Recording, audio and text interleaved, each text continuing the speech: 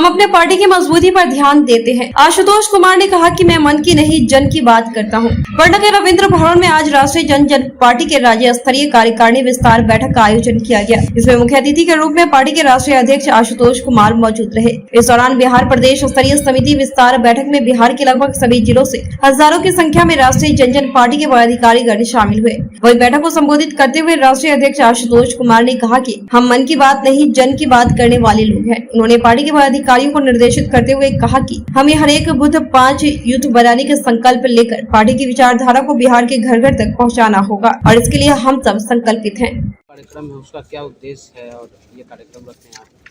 आज पटना के रविंद्र भवन में राष्ट्रीय जन पार्टी के बैनर तले कार्यक्रम का आयोजन किया गया है, जिसका उद्देश्य है कि हम लोग यहाँ राज्य स्तरीय समिति विस्तार का कार्यक्रम रखें, जिसमें पार्टी का विस्तार किया जाएगा प्रादेशिक स्तर पर और लगभग सभी जिलों के जिला अध्यक्षों की भी आज नियुक्ति होगी।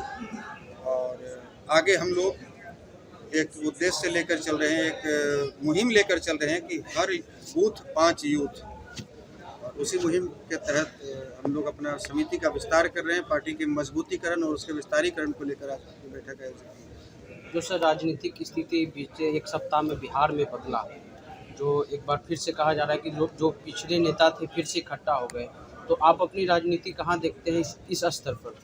देखिए, राजनीति तो संभावनाओं का चीज़ है और अवसर का चीज़ है। जिनको जहाँ मौका मिलता है वहाँ पर लोग सट जाते हैं, फिर मौका नहीं मिलता है तो फिर हट जाते हैं।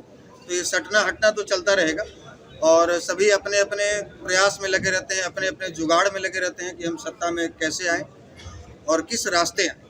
इसलिए उस पर हमें कोई टिप्पणी नहीं है, हमें करना है। हमारा जो उद्देश्य है कि हम अपने आप को इतना मजबूत करें, अपनी पार्टी को इतना मजबूत करें कि आने वाले समय में, चाहे वो 2024 का लोकसभा चुनाव हो, चाहे 2025 का बिहार विधानसभा चुनाव हो, चाहे वो कोई भी गठबंधन हो, चाहे एनडीए हो, चाहे महागठबंधन हो, हमें दरकिनार करके सत्ता में वापसी नहीं कर सकते। हम अपने मजबूतीकरण पर ध्यान दे रहे हैं, बजाय दूसरी पार्टी क्या कर रही है क्या नहीं कर रही है हम उस पर ध्यान नहीं दे रहे। पिछले दिनों आप जो है बापू सभागार में कार्यक्रम था, तेजस्वी यादव वहाँ पहुँचे थे, तो जो उनके प्रति आपका प्रेम था या उनका प्रेम आपके प्रति था, वो बना हुआ है या कुछ दूरियां हो गई हैं जो गठबंधन हुआ नीतीश जी के साथ? जिन्हें नहीं, कोई दूरियां नहीं है और कोई व्यक्तिगत दुश्मनी तो किसी से है नहीं, ना ही तो नीतीश जी से है, ना ही तेजस्वी जी से और ना ही भाजपा वालों से है। और हमारा ये कहना है कि लोग अपने अपने व्यवस्था के हिसाब से, अपनी अपनी सुविधा के हिसाब से लोग कहीं भी किसी के साथ में भी समझौता करते हैं, लेकिन हम उसी उद्देश्य पर चल रहे हैं और हमारा एक ही एजेंडा है कि हम अपने आप को मजबूत करेंगे। बाकी बापू सभागार में तेजस्वी जी को बुलाने की बात रही तो हमने वहाँ पर जेडीयू के राष्ट्रीय अध्यक्ष माननीय ललन बाबू को भी आमंत्रित किया था। हमने वहाँ पर बीजेपी के भी कई शीर्ष नेताओं को आमंत्रित किया था। वहाँ पर कांग्रेस के प्रभारी भक्तचरण दास जी भी आए थे। तो जिन्हें लगा कि हमें उस कार्यक्रम में जाना चाहिए, जिन्हें भगवान परशुराम में आस्था थी, उन्होंने अपने मंच पर आकर अपनी आस्था दिखाई, और जो नहीं आने की इच्छा जताए या जो नहीं आ पाए वो उनकी अपनी मजबूरी रही होगी, अपनी मर्जी रही होगी। 2025 के चुनाव के मद्देनजर आपकी पार्टी क्या कदम उठाएगी? देखिए, जितनी भी पॉलिटिकल पार्टियां भारत देश में बनी हैं, 4000 से अधिक पार्टियां इलेक्शन कमीशन की साइट पर आप जाएंगे तो रजिस्टर्ड हैं, और तमाम पार्टियों का एक ही एजेंडा है कि हम चुनाव लड़ेंगे, हम सरकार बनाएंगे, और हमारी सरकार जब बनेगी तो जो व्यवस्था परिवर्तन हम चाहते हैं समाज में, अपने राज्य में या देश में, वो व्यवस्था में परिवर्तन हम लाएंगे।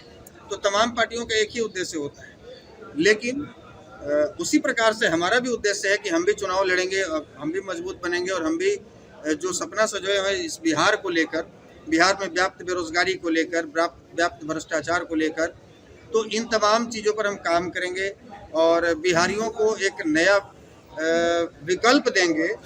बिहार के 12 करोड़ जनता को, इस पर हम लोग काम कर रहे हैं। और निश्चित रूप से 24 में भी कुछ लोकसभा सीटों को हमने चिन्हित किया है और 25 में लगभग सभी सीटों पर हम लोग उम्मीदवार उतारेंगे। 2020 में भी हम लोगों ने 47 सीटों से चुनाव लड़ा था सीटों पर, और आगे हम लोग, चूँकि उस समय मात्र 3 महीने पहले पार्टी बनी थी और अब तो 5 साल हम लोगों को काम करने का मौका मिला है, तो इन 5 सालों में हम मजबूत हुए हैं और भी आगे मजबूत होंगे, और हम लोग प्रयास करेंगे कि तमाम सीटों से चुनाव